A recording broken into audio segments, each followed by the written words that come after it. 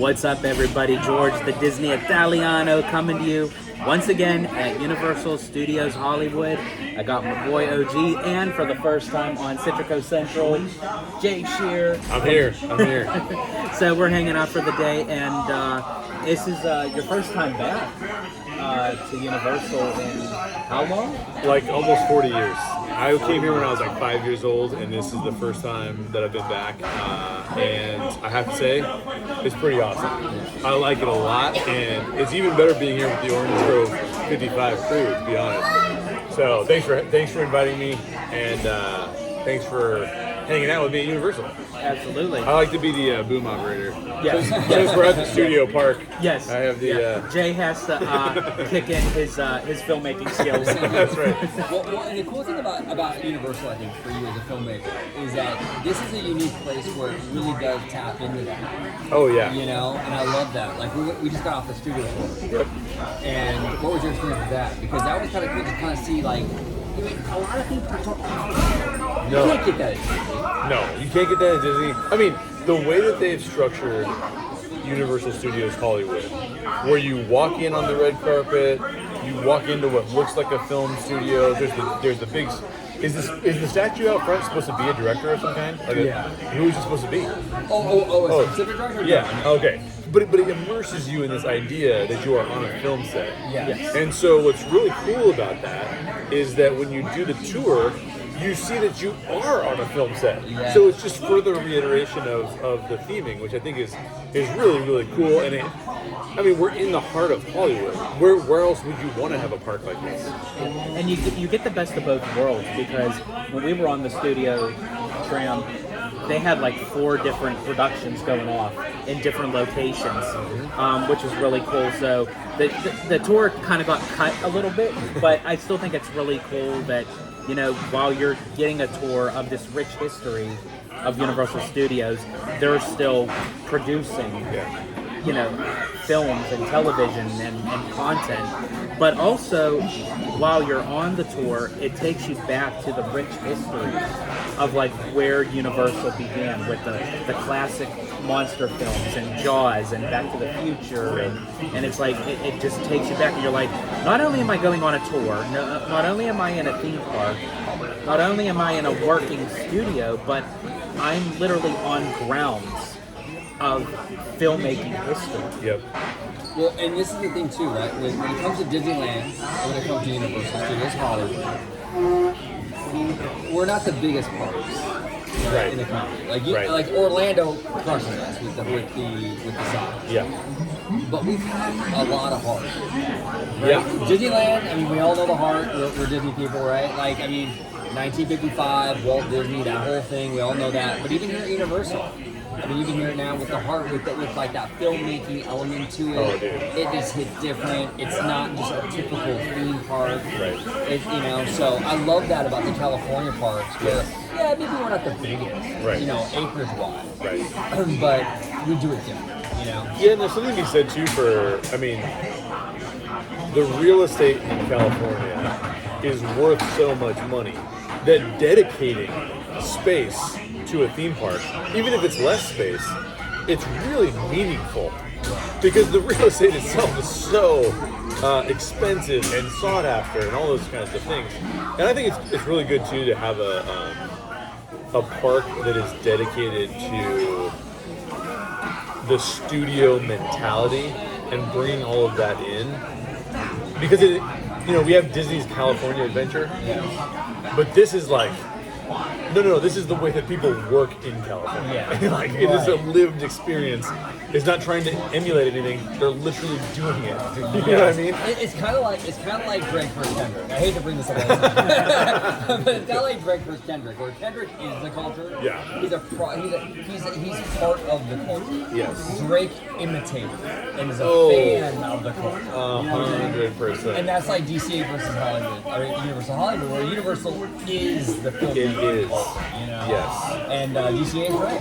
Oh, 100%. Yeah, 100%. basically. 100%. And what's so unique is what our tour guide even told us at the end of the tour, that Universal, Warner Brothers, and Disney are literally all down the street from each other. Yeah. So you have like that trifecta of like film, as I said, film history, like with 3 very different film studios. And it's like, I love it. and I love how a lot of people have this mentality that Universal hates Disney, Disney hates Universal, Warner Brothers is like the little brother caught between them, so to speak. But if you really look at it, they all complement each other because they filmed Disney movies on this lot. Our good friend Scott Gustin, right, the Disney Parks guy, we love Scott, shout out to Scott. He made a great tweet the other day because there's been a lot of infighting in the Disney community on X and what have you about, Epic Universe and Disney and the battle. Of course. And he was saying, and he made a great tweet saying basically like, you know what? These companies depend on each other. Universal does not want to take down the mouse. Right. And Disney does not want to take down Universal. They benefit and feed off of each other. The same thing with this, with the film industry and what have you. It's like Disney uses this lot, for their benefit, and it helps Universal too, you know what I'm saying? So, there's more, these companies work together a lot more. A lot of the drama is fan created. 100% fan. Yeah, 100%. And it's so funny that us as fans, we are like what makes these theme parks basically operate, but yet we are like their worst enemy when it comes to kind of creating this this kind of like false narrative that like these studios and these theme parks just like really like can't stand each other. But really, I'm for sure. I mean, let's be real. Iger and Roberts aren't going out for brunch every day, but I mean, there's Hollywood ego. There is. Yeah. There's Hollywood personality, absolutely. But they still, at the end of the day, work together. Yeah, absolutely. But Jay, I wanted to ask you, like, aside from the tram tour and everything, just like of how the aesthetics are of the park itself. What's your overall take of it? Like, of how like different lands and sections are on like hillsides and you have to go on escalators and everything, of how Universal has to actually get creative with that. And I mean, look what even they're doing with the Fast and the Furious coaster. They're actually intertwining it on the mountain, going around the escalator. I mean, when Universal wants to do something, they don't care, they'll do it. But what's your overall take of like the aesthetics of the park itself? So, OG and I spent a lot of time talking about this morning before George came in because OG was getting my like live reaction to the park by walking around it, and I've been pretty shocked. So, a little bit of history. I was a Disney Parks pass holder while I lived in California for like a decade. Huge Disney fan. When the passes were getting more and more expensive, it wasn't that I thought that the value wasn't there, but we wanted to save some money. So we went to Knott's, and we were Knott's pass holders for 7, 8 months. And one of the things I was telling OG is that Universal, with the Studios part here in Hollywood, has really gone the extra mile in terms of creating themed spaces.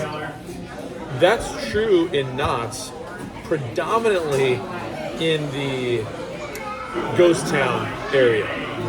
It's not as true, like when you go over, I was telling OG, you go over to the diner and you go over to the boardwalk, the mouse coaster. Those are like partially themed. They're not fully themed the way you'd find like Pixar Pier. It's like super themed, right? But Universal, there's only one portion of the park that I've actually kind of felt like that could be themed a little bit better, and that's kind of the Minions area. Yeah. Every other part of the park, I mean, whether or not you've got the Moulin Rouge, like French area, you've got the this Simpsons area. The Simpsons area could be a very cheesy area. It is not. It is gorgeous. I mean, we're sitting inside Moe's Tavern, and it's like you took the cartoon and you actually elevated it into what it would be like in real life. It's not like you downgraded it and just said like, we're gonna take you and put you in kind of a funnily drawn, for lack of a better word, cartoon. It's actually like, no, what would it be like if this place really was in real life? And so they've classed it up to an extent in a way that's, I think, very effective. So I've been, it's been almost 40 years since I've been inside this park. And from the studio tour, the tram tour, to the theming, I've been nothing but impressed. Like, and for the price point that it's at, for a single day, 100%. by the way, shout out to Wizard, because he got me a buy one, get one too, so I get to come back later this year sometime. Theme Park Wizard. Shout out to Wizard. But, it's been phenomenal. I've been really impressed. Yeah. I was telling Jay, like, I've actually been here at Universal more times this year than Disney. I mean, it's closer for me. You know, I'm in LA. So. It's only because Iger revoked his special access. Exactly. He revoked my special access. Yeah. He revoked it, but yeah, no, I love it here. Yeah, I do. it's cool. It's a fun park, you know, and it's a nice little break. It is. From like the Disney thing. We do the Disney thing all the time. We talk about it all the time. Yeah. To come here to sort of like try something different, experience something a little different, is fun. And one of the things you have to do, and George started talking about this a little bit in his intro to the question, you have to find these spaces in this park that you can just see the rest of Los Angeles. Yes. I mean, it is just gorgeous views. I mean, one of the things that Disney's trying to do with its park is it's trying to say, leave the world that you normally inhabit and come into our world. I don't think Studios is trying to do that. Studios is trying to enhance the world you're already a part of by placing you making you a celebrity in a space that you would not ordinarily been a celebrity in. But because of that, you get to have the views that the Hollywood Hills folks have. I'm telling you. So don't just go to all the rides. Go check out the views. Go look at the golf course that we all looked at, the celebrity golf course. Yeah. Go look at the other studios off the side of the hill. It's pretty amazing. It's incredible. No, absolutely. It's a different vibe. It celebrates Los Angeles. Yep. It celebrates Hollywood. Yep. You know, and that's what it's supposed to do. And that's what separates it from even the Universal Orlando parks. Yeah. Which Universal Orlando is more traditional park stuff. Oh, totally. You know, but you're not going to find any of that. Like this stuff right here is 1 in a million. 1 in a million. The tram tour, the views of the San Fernando Valley, Yep. the Warner Brothers lot, the Disney Studio lot. Yep.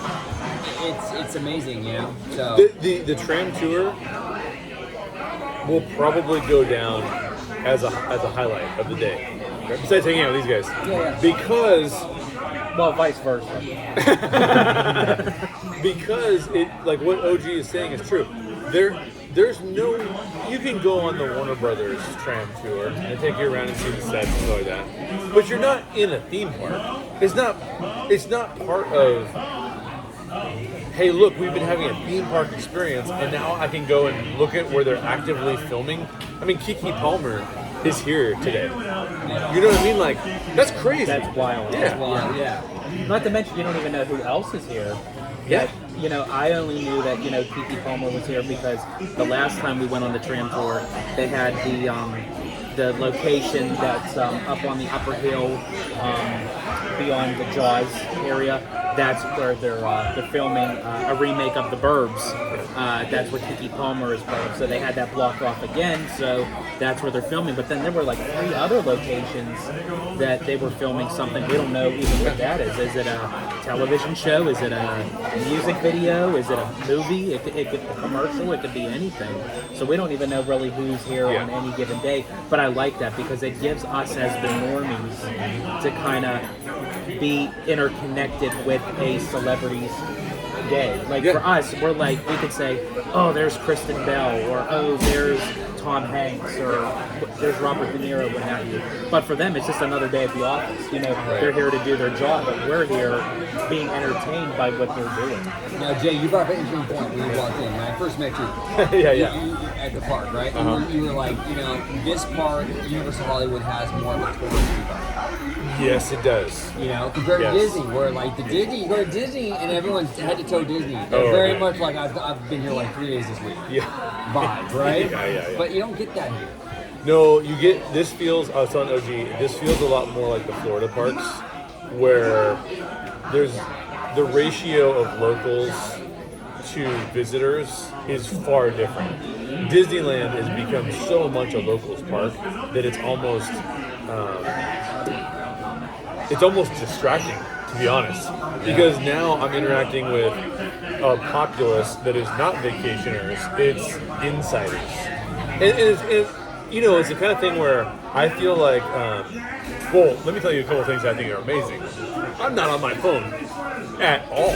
I don't have to like look up, get reservations. I don't have to get like that. There is, and what I feel like is, I feel like I'm on the same playing field with everybody else.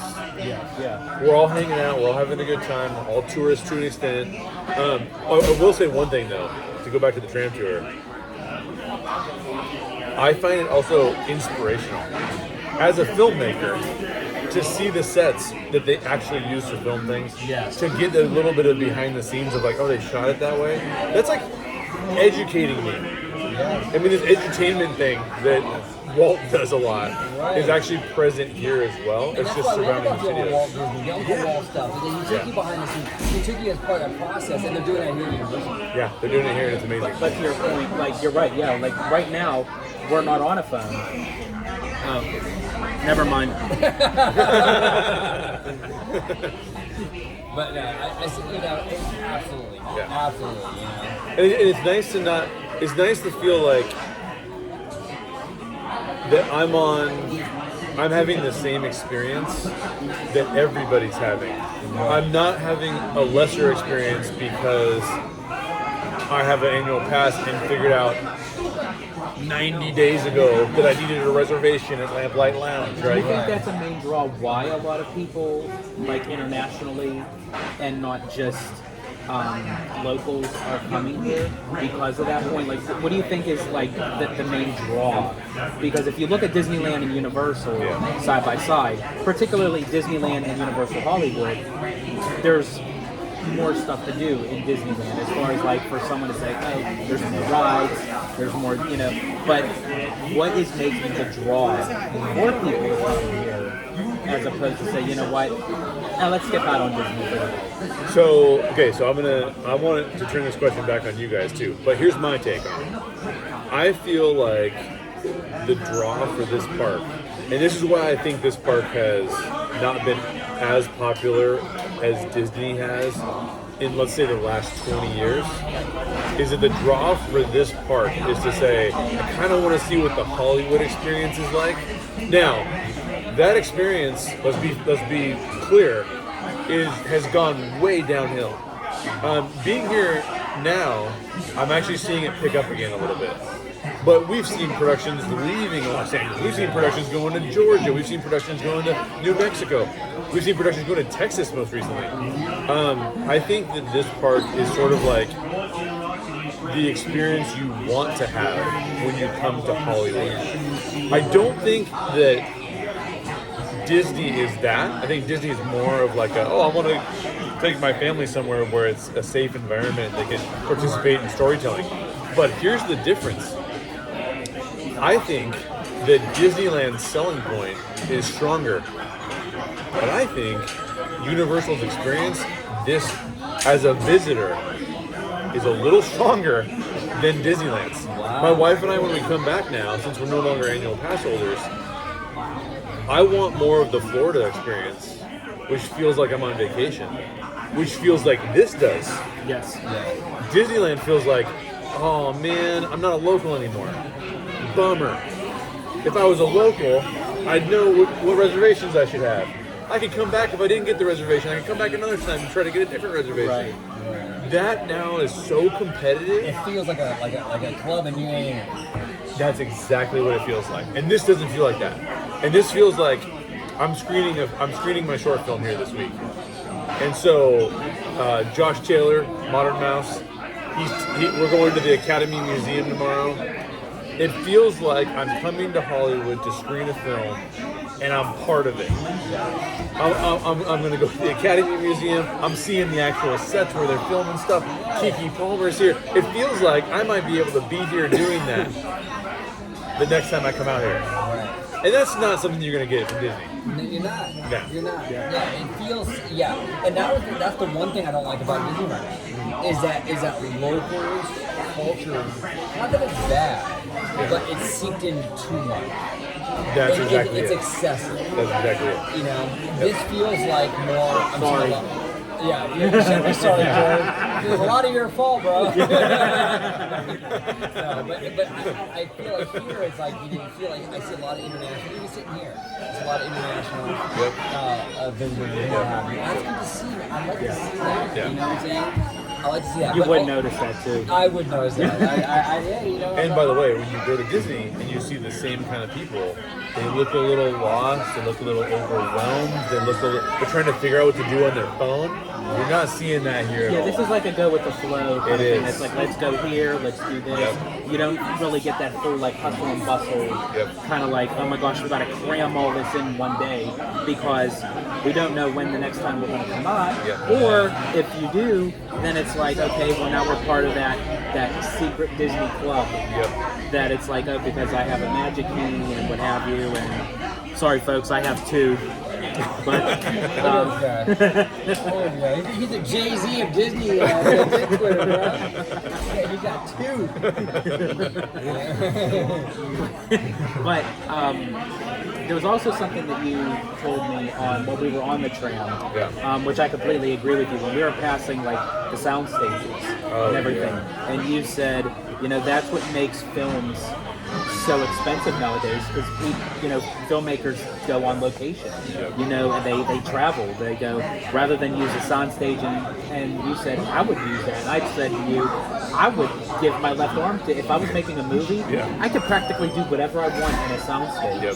And it's a shame that a lot of practical effects and practical sets and props aren't being used anymore. And I get it. We're in a day and age where visual effects, AI is, you know, it's the way of the land right now. You know, but it is also nice to kind of go back and say, you know what, if they were to do something with practical props and sets, that would be really cool. Yeah.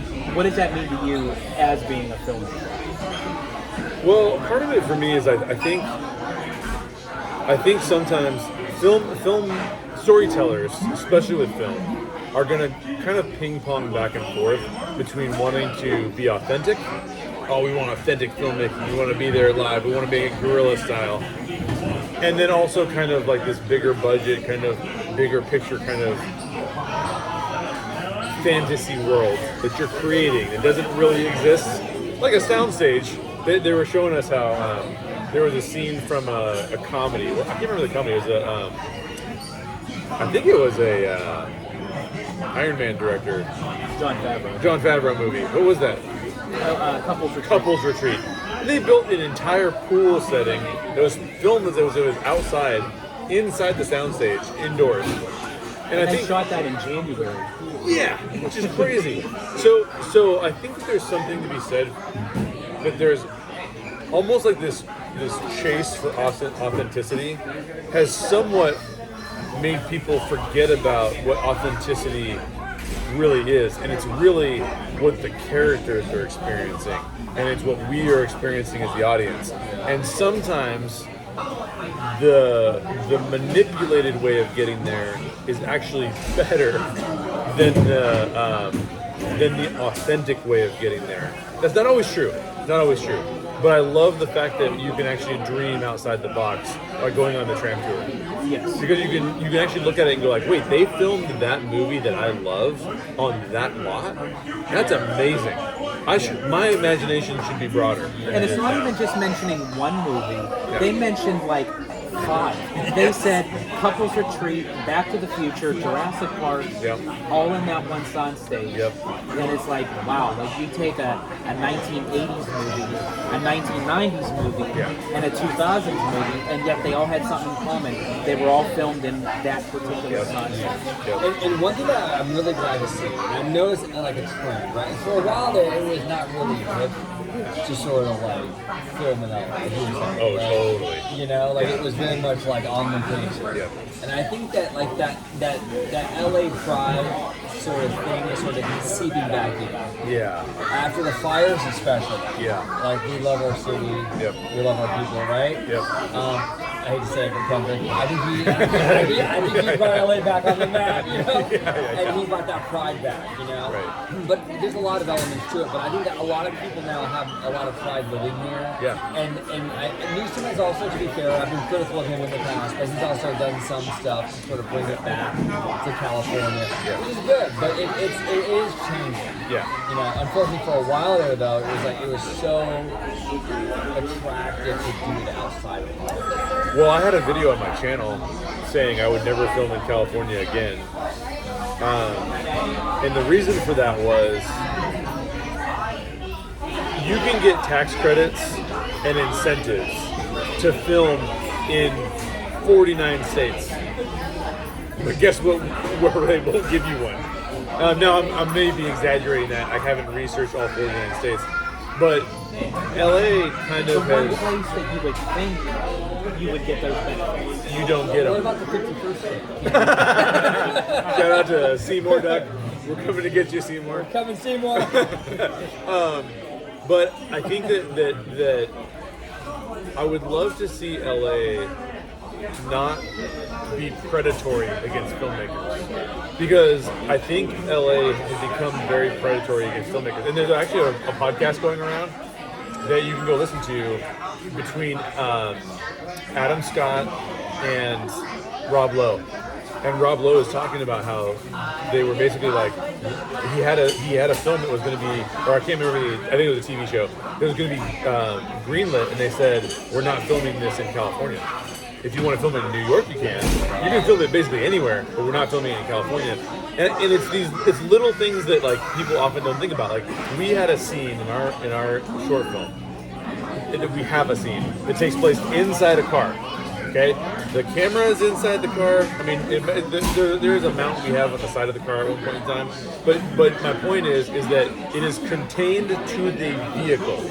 We're not rolling a car down the street. We're not filming the car right, like going down the street. We are in the car.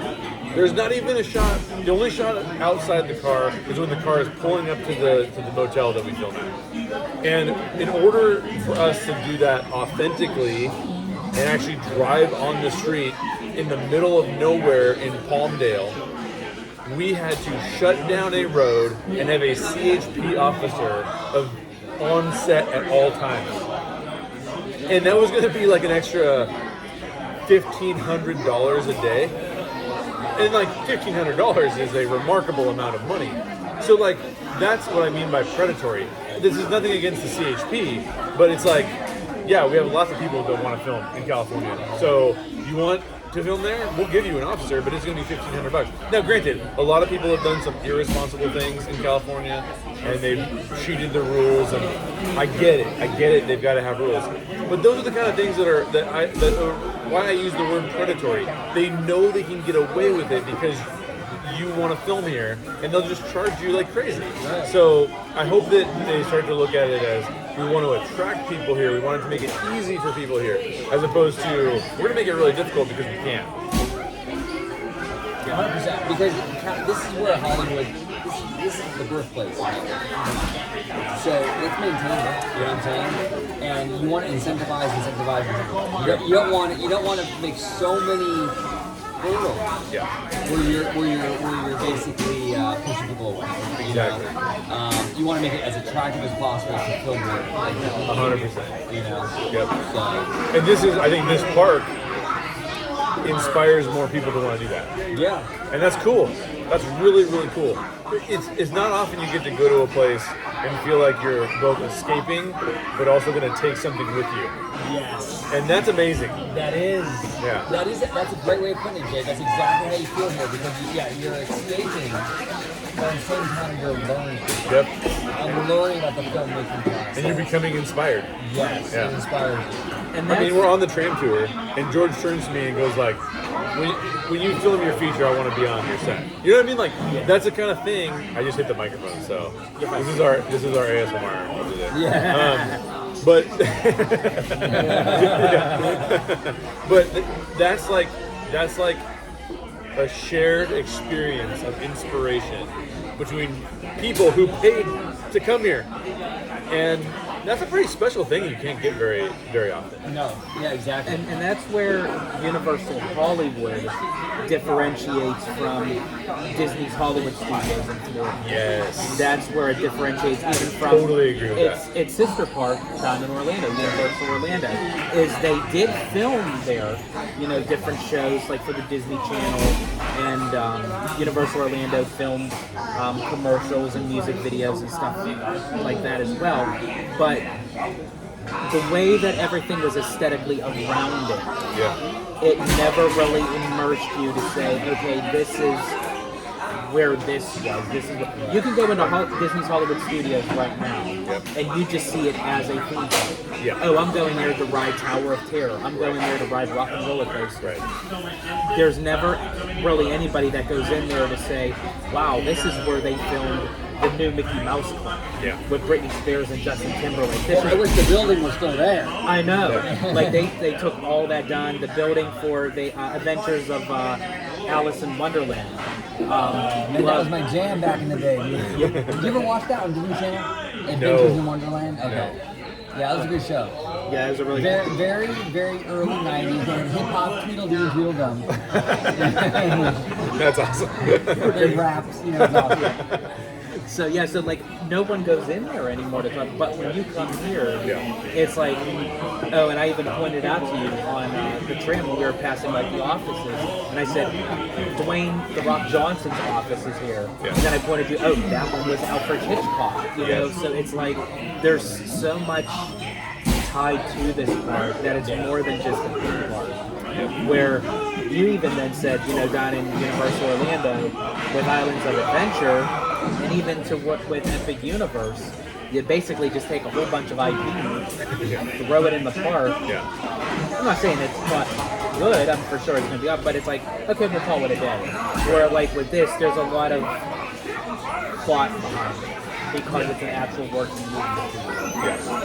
Yeah, I think that there's something to, theming itself, as OG and I were walking around this morning, the theming itself is really remarkable and well done. Hogsmeade is phenomenal, right? Like, and we got ourselves a butterbeer. My first butterbeer. How was that butterbeer? Love the butterbeer. May have to get another one before I leave. I think that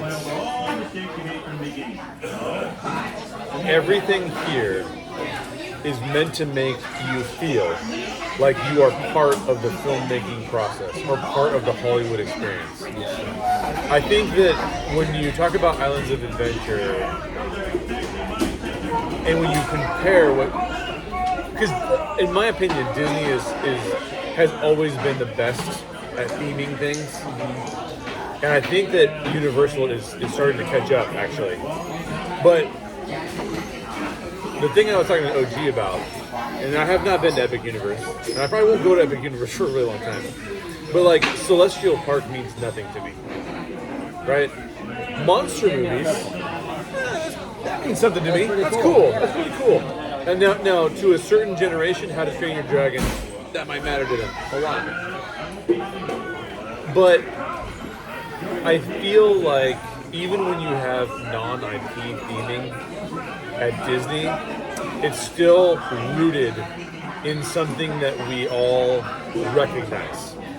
So, for example, one of the reasons I say Ghost Town at Knott's is so well themed is because it's rooted in Americana, in the cowboy nature of things. Frontierland is the same. Frontierland feels like it was themed to a thing. So I hope that Universal will do more of what they're doing here, because Islands of Adventure, as much as I like Islands of Adventure, it does feel a little bit more chaotic. Adventure is a loose idea, right?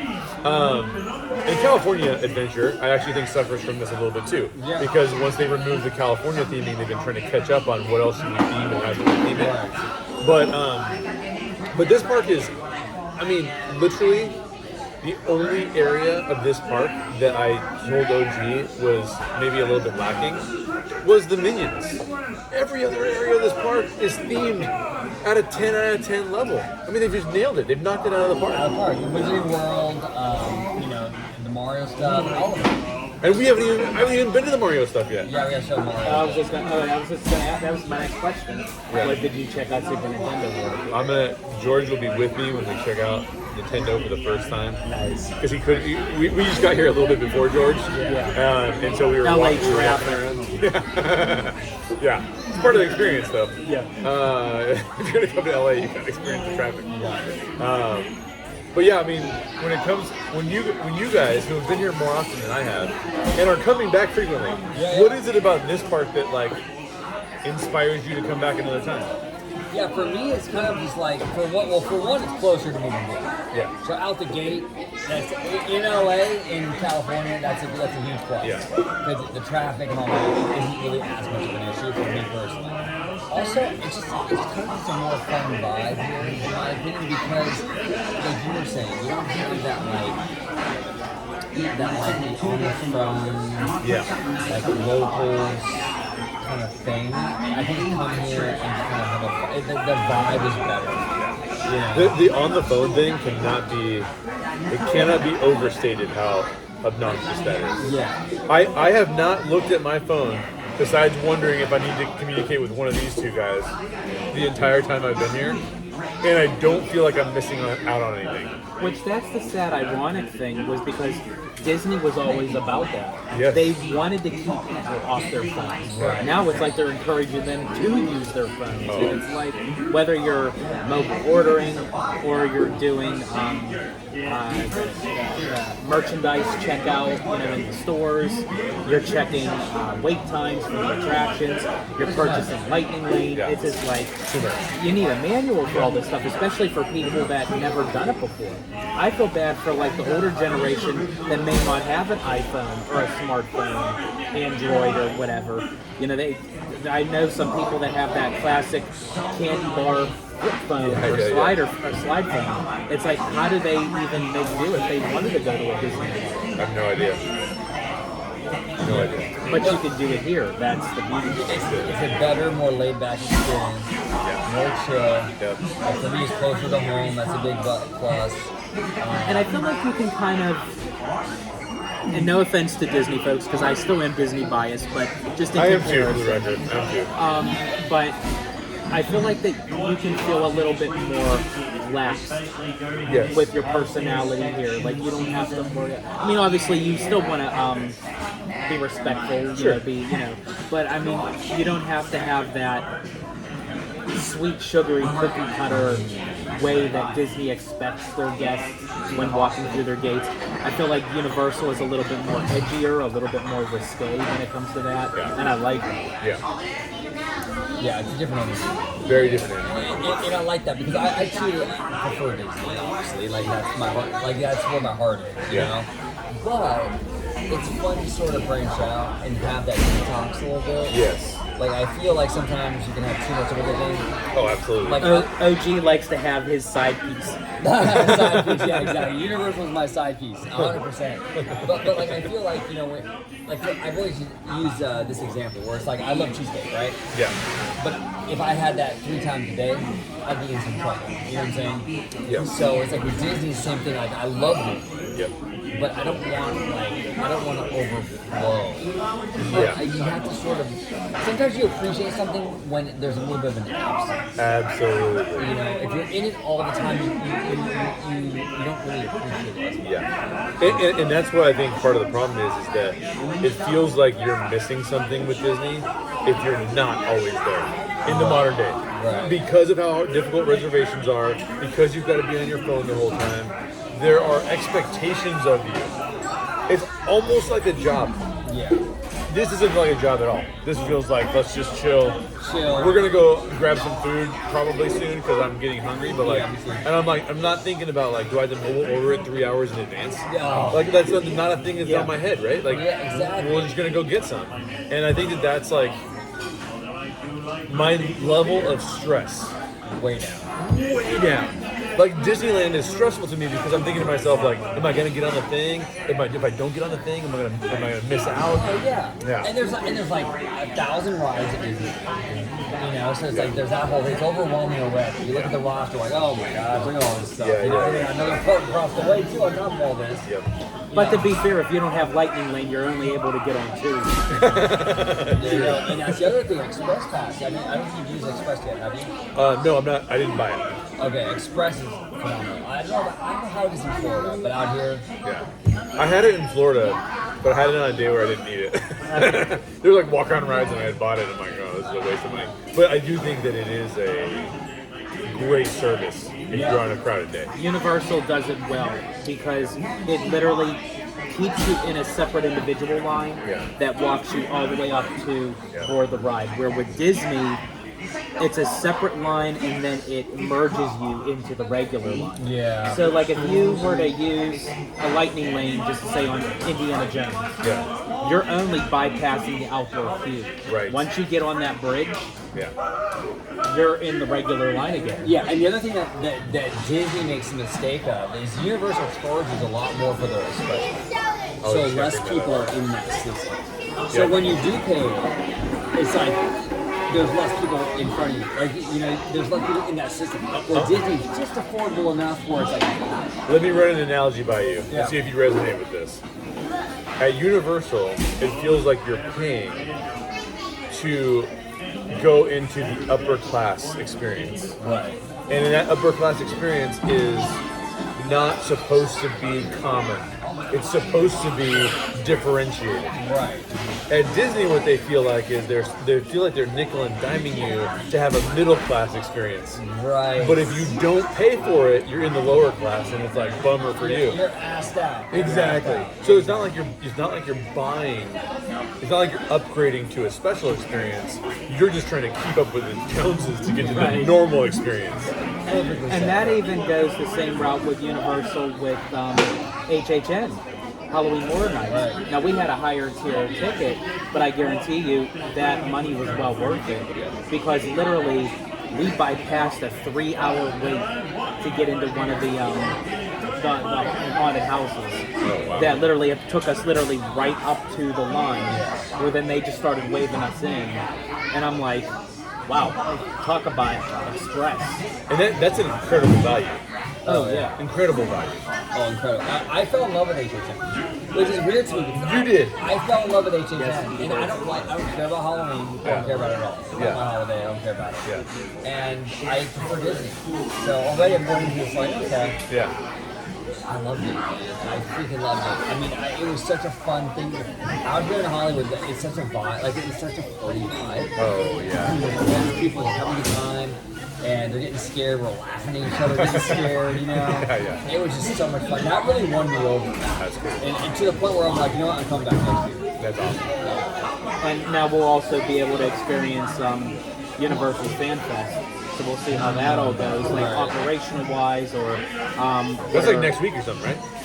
April 27th. A couple weeks. Yeah. So really looking forward to it, especially with Back to the Future. Yeah. I felt like that IP is coming back in a big way, and it should. I think Universal kind of slept on that for a long time. Somebody asked me on my YouTube channel the other day what my top 5 favorite movies were, and Back to the Future is one of them. That's just amazing. Yeah. It's an incredible franchise. I remember as a kid, like, I watching Back to the Future 2. Yeah. And, like, just being mind blown. Like, oh, that's the future. This is hoverboards. And, like, look at that holographic jaws. You know? So awesome, dude. Brilliant. I love that stuff. Brilliant. You know how disappointed I was when that year actually came and we got none of that? None of it. You know? That's true. None of it. But I want to thank these two gentlemen for joining me today on another Citrico Central bar chat here at Universal Studios Hollywood. Jay, thank you so much for joining us today. No, I'm thanking you guys for actually being willing to come hang out at the parks with me. This has been a fantastic experience, and I mean, we're only halfway there. We got more to do. We do. So I'm actually really stoked about it, including the Waterworld show, Yes. which I really want to see. Yes. We definitely still have to go see Waterworld and do some other stuff. OG, always a pleasure. Absolutely, joining sir. here. And so I want to thank everybody. Please like, subscribe, comment down below. And as I always say in Disney Italiano fashion, stay safe, stay healthy, stay... Oh no, I did it again. It's all Universal, baby!